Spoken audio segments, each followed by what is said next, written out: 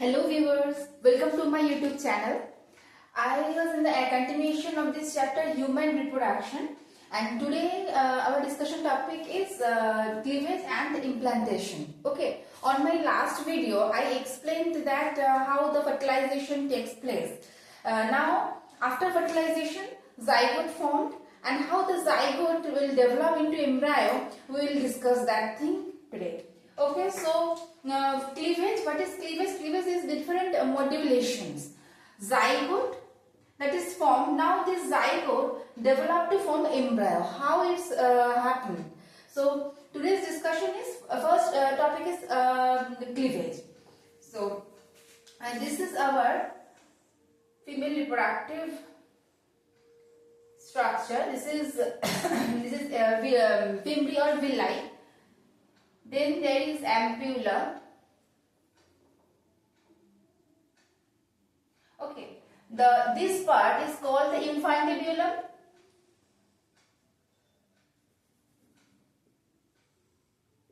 Here is uterus. Okay, so this is the female reproductive structure. This finger-like projection is called villi, and then there is a infundibulum. And then ampulla, the swollen part is called the ampulla, where the fertilization takes place. Fertilization mainly takes place in the ampulla. Sperms come to the ova at that place, and then egg and sperm fuse together and form zygote. Okay, so fertilization takes place in ampulla. So here there is an ovary. Ovary releases egg, and that egg is captured by the fimbriae. So this is egg. This is egg. Now this egg is ready to be fertilized by sperm. Now sperm comes here. So here in the ampulla fertilization takes place. After fertilization, what happens? After fertilization, this is zygote. Two-end structure, zygote formed. This is zygote. Okay, so now zygote, after 24 hours, after the formation of zygote, after 24 hours, the zygote starts its division. And the first division, by the first division, it forms two blastomeres. This is the two-cell structure. Two-cell structure. Okay. Now first division. Then after that, this half. There are two halves. One half there a horizontal division occurred. Here, look. The horizontal division occurred, and by the horizontal division, it forms another two cell. So now it's a three-cell structure. Okay. Now it's a three-cell structure, and after its formation, it divides again and it forms four-cell structure. Now it formed four-cell structure. Okay, so zygote, by the repeated division, it eventually formed the four-cell structure. Now this four-cell structure, by the repeated cell division, form a 16-cell structure, that is morula. That is called morula.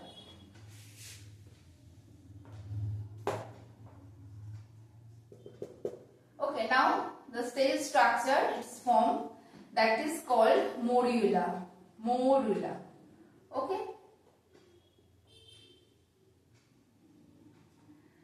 And this morula, the shape and size. The size of the morula is just like the zygote.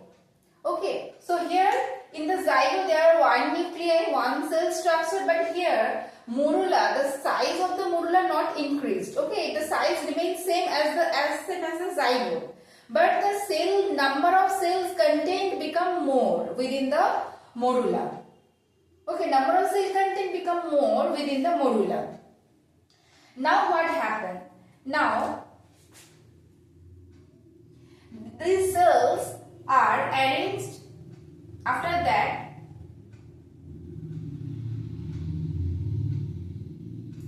these cells are arranged like is developed into the next structure, that is called the blastocyst. that is called blastocyst. So in the blastocyst,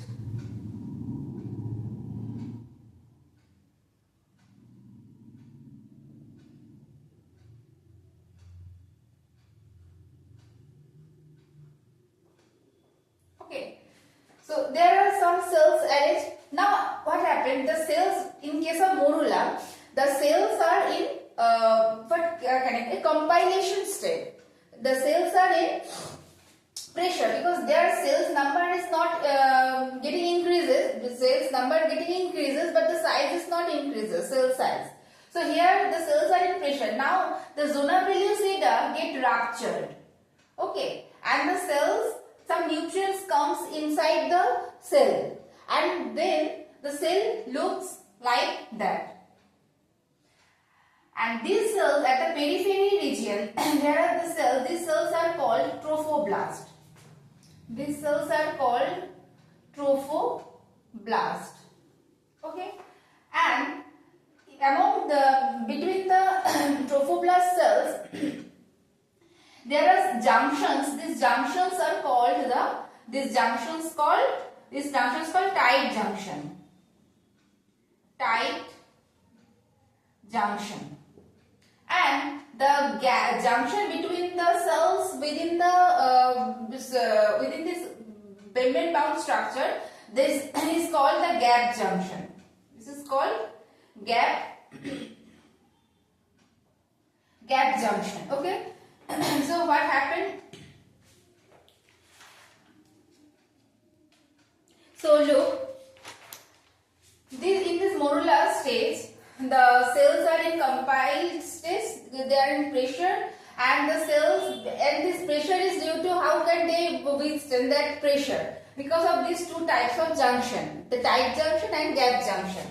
Okay, now the cavity formed inside the cell, and the blastocyst, the structure of the blastocyst is, look at this diagram. Here is the structure of blastocyst. This is called blastocyst.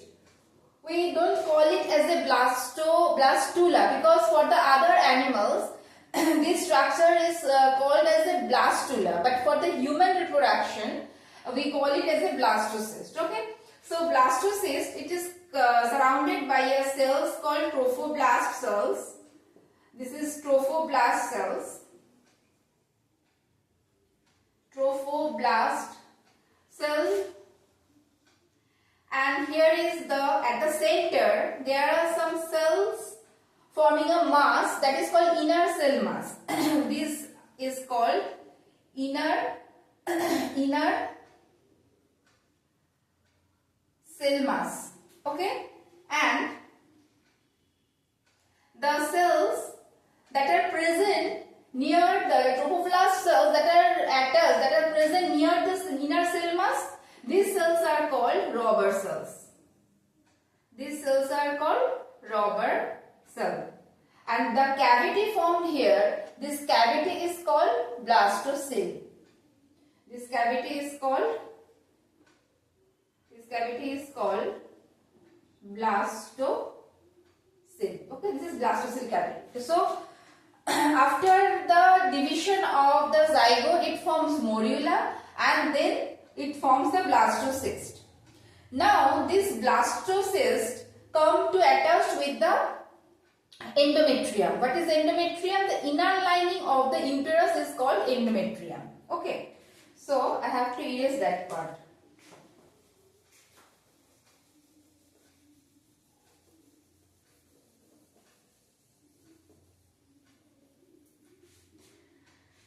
Now,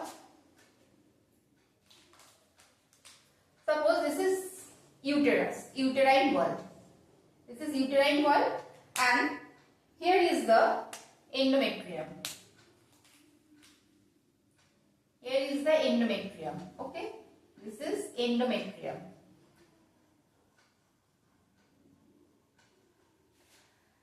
Now, now blastula come here. Now blastula has already come here. Okay, this is blastula or blastocyst.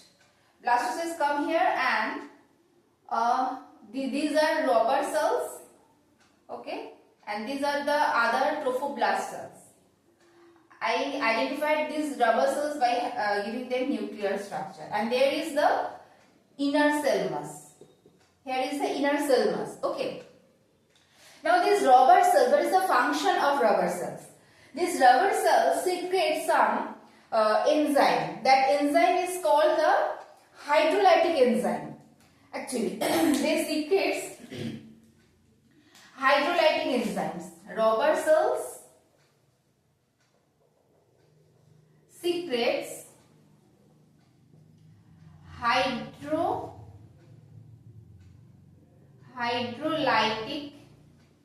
enzymes.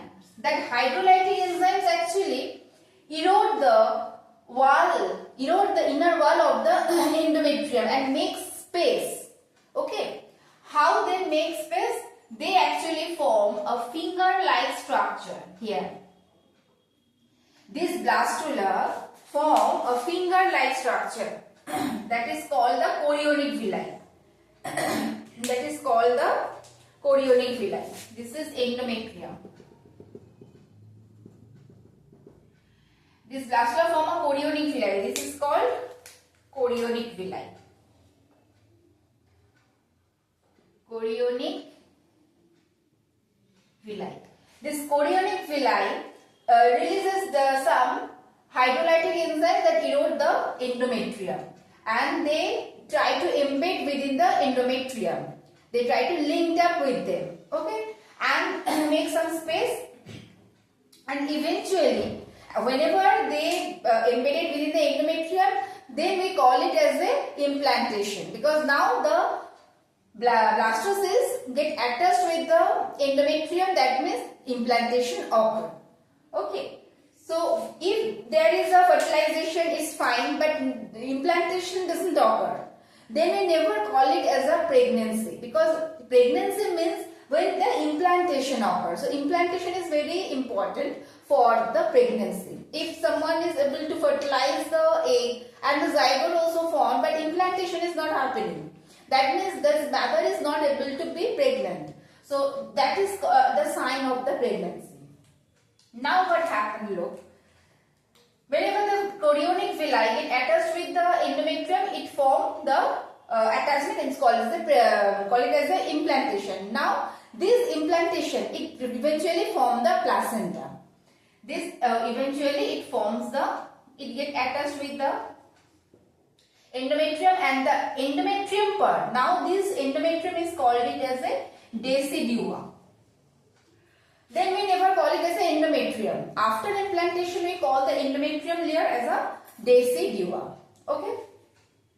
So this is called the implantation. Now I want to focus about the placenta, because whenever these blastocysts get attached with the, that means after implantation, this is form the placenta. Placenta is very important because it's an organ that connects the fetus, that connects the developing embryo with the mother. Okay, so now I want to highlight this topic, that is placenta.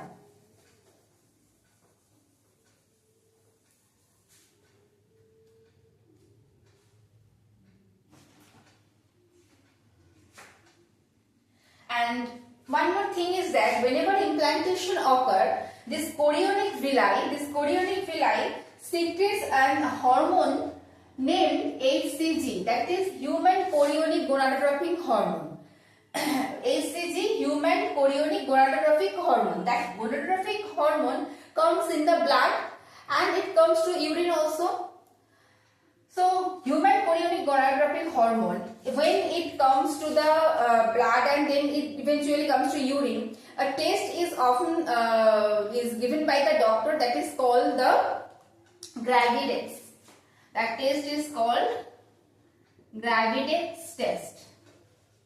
That actually the pregnancy test that doctors are given to the patient to check the human chorionic gonadotrophic hormone is there or not. Okay, and for the progesterone level is also high at that that moment, because progesterone is very important for the formation, for the maintenance of the endometrium. Because whenever the pregnancy periods is going on, progesterone level would be high, because progesterone is important for the endometrium formation, endometrium maintenance.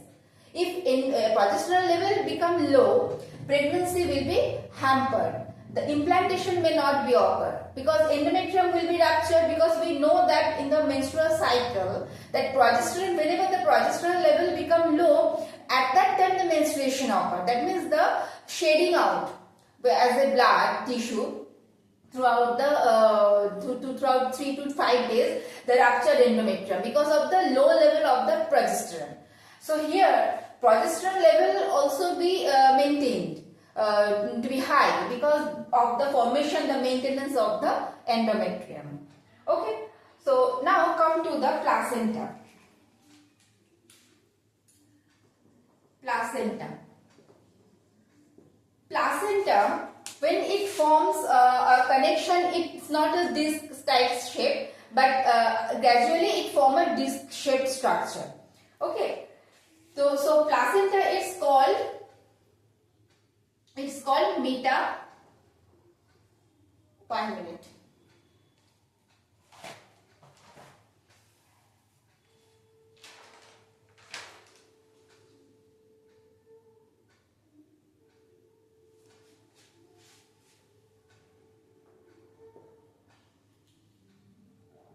It's called metachorionic and decidual. What does this do?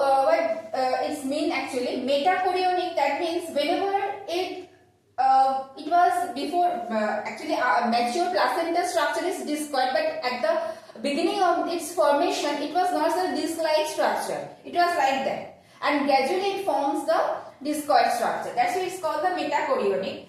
And the decidual, that means whenever the baby get matured, it comes out from the mother womb, come out from the uterine wall layer. Okay, by tearing off the blood vessels and placenta. As they are coming out from the mother womb, by losing all the connections from that, that's why it's called the decidual. Okay, okay. Now, placenta, this placenta has two parts. Okay, one is maternal part, because this is the organ that connects the fetus to the mother. So there must be some part from mother and some part from the fetus.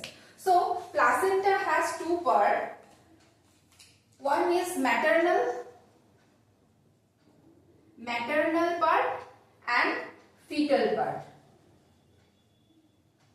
Maternal part is called the decidua,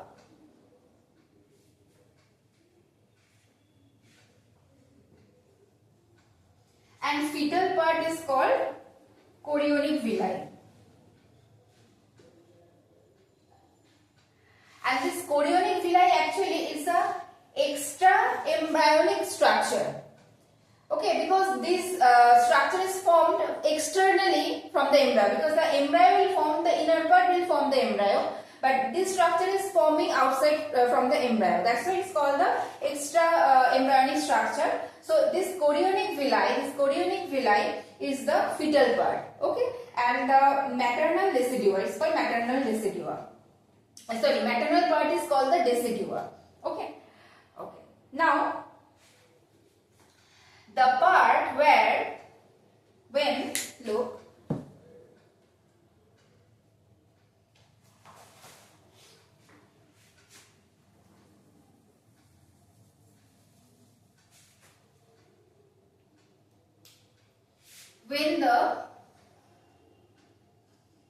suppose this is the endometrium. Okay, this is the endometrium, here the connection occurs.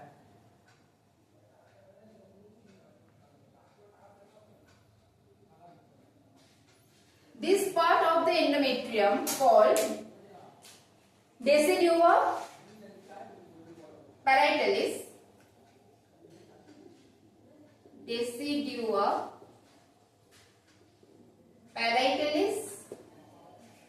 and this part is called residual capsularis, and this is discoidal residua. Okay, so there are three parts. At the form of capsule, that's why it's called the residual capsularis. Okay, now come to the function. The main function of the placenta is to provide nutrition. Not only that, there are four main types of functions of placenta.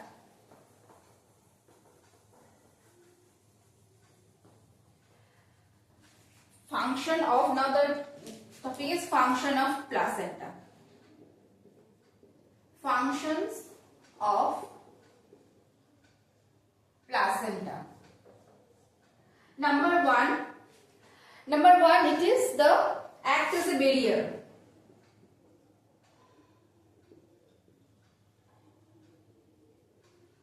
Act as a barrier. Look, placenta has its very important role because whenever it transfers all the things, the nutrition from mother blood to the fetal blood, and the pressure of the mother blood is very high. Okay, so no blood vessels, no RBC are coming from the mother blood to the fetal blood. Only the nutrient material are coming from the mother blood to the fetal blood. So here placenta act as a barrier. They don't allow any material to come inside the fetal blood. If the blood come into the fetal blood, mother blood come to the fetal blood, it will be very much dangerous because the pressure is high in case of mother blood. So they act as a barrier. They protect the entry of any germs, any virus, and any other substance that would be very much dangerous for the fetus. Okay, so the next point is it helps in respiration. Helps in respiration because it exchanges gaseous, oxygen, carbon dioxide, all the gaseous exchanges are occurred by the placenta. Number 3, excretion. Excretion. All the excretory, the wastes, all the excretory material get disposed by the placenta from the fetus to the mother. Okay. Now the fourth one is endocrine activity. Endocrine activity. Endocrine activity means placenta secretes some hormones. I have already told you that about the HCG. So there are some hormones that are secreted by the placenta. Number 1, HCG, human chorionic gonadotropin hormone. Okay, so this hormone, human chorionic gonadotropin hormone, that actually helps in the formation of the that helps in the mammary gland development. Okay. Next, human placental lactogen. Placental lactogen. This hormone helps in the development of mammary gland and also it helps in the LH. Okay. Whenever the baby will mature, that the baby needs whenever baby deliver out after parturition, baby needs milk. So that all the procedure for the milk production that starts within the mother room. Whenever the baby is within the mother room. So that in that activity, HPL, that is the human chorionic placental lactogen, that helps in that formation. Number 3 is estrogen. Estrogen that also helps in the secondary sexual character development of female and also some development of mammary gland. Okay. Next, progesterone. Progesterone helps in the maintenance of the endometrium. And number 5, relaxin. Relaxin helps in it relaxes the pubic symphysis. Pubic symphysis is that our pelvic bone has two parts, and there's two parts at the joint, at the junction of these two parts, that is called the pubic symphysis. I have explained in my human skeleton video, endoskeleton video. So if you go through that video, you will be clear what is pubic symphysis. So our pelvic bones, there are pelvic bones. So here is the joint that is called the pubic symphysis, and that bone actually helps to hold the baby. So whenever the time comes for baby delivery, at the time comes for parturition, that pubic symphysis is relaxed by this hormone relaxin. Okay, so that relaxin helps in the relaxation, and also it dilates the cervix, because cervix means above the vagina there is a structure below the uterus, that is called cervix. So cervix also get relaxed by this hormone. So pubic symphysis and cervix, these are relaxed by the hormone relaxin. Okay, so these are all about the function of the placenta. Okay, so today what we learned about the cleavage, how after the formation of zygote, how it divides, how it modulates to form morula, and then blastocyst, and then blastocyst, after the formation of blastocyst come to the uterus, because morula and morula form within the fallopian tube. Okay, and then after formation of that structure, it comes to the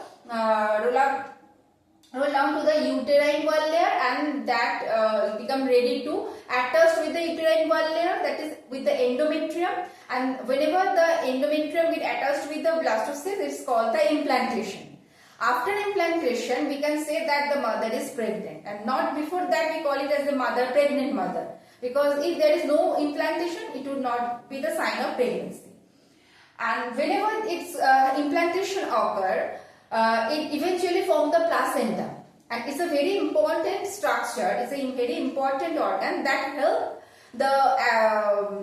it actually connect the fetus with the mother, because all the things are circulated, different gases, we have already discussed the functions, these are happened by the placenta.